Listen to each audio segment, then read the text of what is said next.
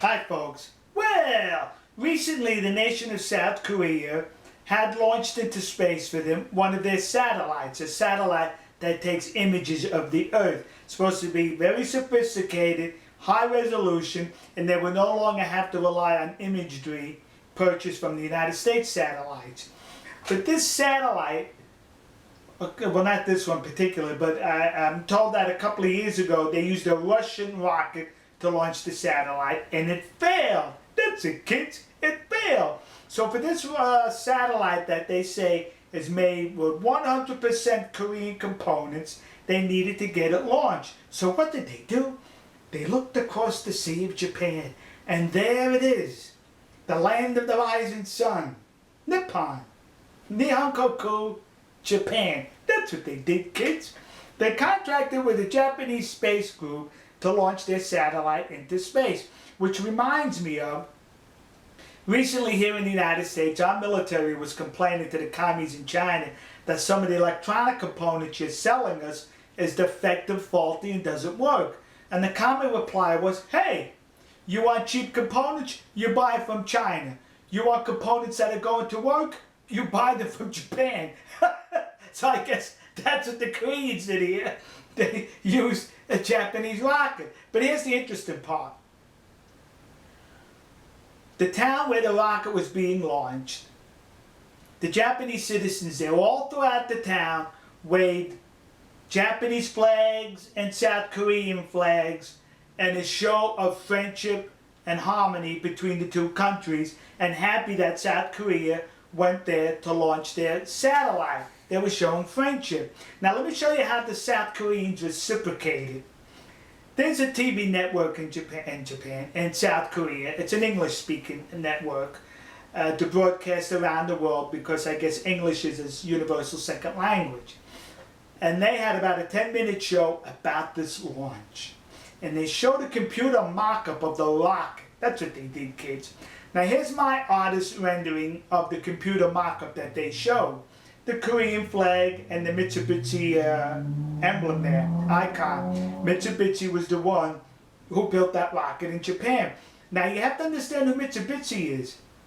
They're the group that created the Japanese fighter planes from the Second World War known as the Japanese Zero. That's it, kids. Right behind me you see a Mitsubishi Japanese Zero. I bring this up because a lot of Koreans today, they point to the Japanese, why we don't like you for what happened during World War II. You didn't, huh? But you can use a descendant of the Japanese Zero to launch your satellite, right? No problem. And yeah, I'll get into this further. The mock-up of the rocket they showed on that Korean show looked like this. The actual rocket, here's my mock-up of it, looked like this. It had the Japanese flag on there and the words Nippon. They omitted that. Was that their spirit of friendship? Was that their way of showing we want to get along with Japan? And in this show they also said, hey, that satellite's 100% made in South Korea. Really?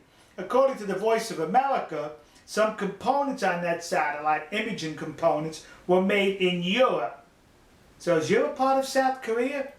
Now the reason why I'm bringing up the fact about the Japanese Zero, Mitsubishi and all that in World War II is because last year a survey was taken in South Korea among students, and they rated who the enemies of South Korea they felt were. And the number one enemy, Japan. Never mind the fact the Japanese military was not engaged in hostilities in the last 67 years. Doesn't matter. You're still the enemy. Number two, North Korea. Number two should be 1, 2, and 3 because the state of war exists today between North Korea and South Korea. North Korea continues to lob, fire artillery shells into South Korea. North Korea rams into South Korean military boats. Basically what's taking place, folks, hostilities, active hostilities, are still taking place between North and South Korea, whereas with Japan, it hasn't happened in the last 67 years, but yet some idiots in South Korea see Japan as the number one enemy. North Korea number 2. You know who's number 3? Well, that's us. These are the United States of America. I don't like that. I want to be number one. But what's disturbing about this is they rate the United States as their number 3 enemy. The United States, who currently has 28,000 military troops in South Korea who are willing to give their lives to protect your freedom. Because let me tell you something. When the North Koreans roll south, that doesn't affect my freedom. It affects your freedom. Yet I got troops who constitutionally are supposed to protect my freedom, are there to protect your freedom, and you see them as your number 3 enemy. What, are you stupid? But here it gets worse. The South Korean government signed a military pact with the commies in China. They do not want to sign a military pact with Japan because they're saying it would upset the populace, so perhaps somewhere down the road. You see the nonsense that's going on here? We're talking about crazy people here. The Korean Peninsula is divided in half, not because of Japan, because of the commies in China. The Korean War, which is something like 4 to 5 years after the end of World War II, something like 260,000 North Korean troops, communist troops, were engaged in hostilities. The communists in China sent 1,300,000 troops into that war. Korea, the peninsula, is divided today because of the commies in China. The North Koreans are engaged in hostilities today against the South Koreans because of the commies in China.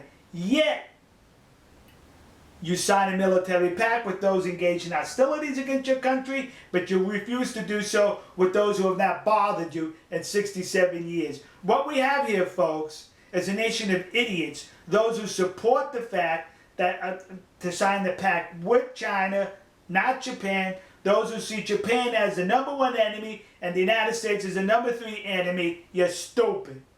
I said bring the 28,000 American troops home. If you don't like us, if you see it as an enemy, then we should not shed one drop of blood to defend your freedom. That's my thoughts, kids. We'll see you. God bless you. God bless America. And God bless the nation you happen to be in. See ya.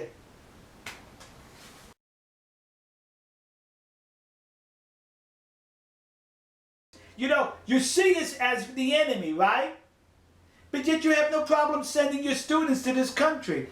That's why a few years ago when you held those massive anti-American beef demonstrations in Korea and you said, why, we don't want your mad cow disease, I said it had nothing to do with mad cow disease.